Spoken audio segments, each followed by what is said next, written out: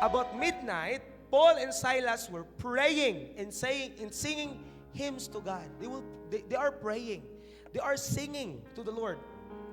And the other prisoners were listening to them. So naminaw na po ng other na mga napriso dito Verse 26.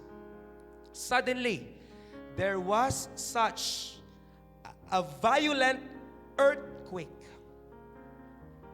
that the foundations of the prison were shaken. At once, all the prison doors flew open and everyone's chains came loose. Do you want to experience this kind of earthquake? No?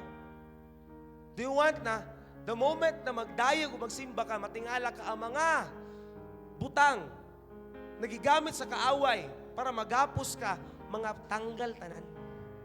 Amen? Do you believe that there's power when you worship, when you praise the Lord? No? Do you believe na biskan ng labalang ka daw nyo, mukanta ka, pinaagi sa Espiritu na buhaton si Lord sa mong kinabuhi? Amen? Ina mo katapad, praise the Lord, worship the Lord. You praise the Lord, worship the Lord.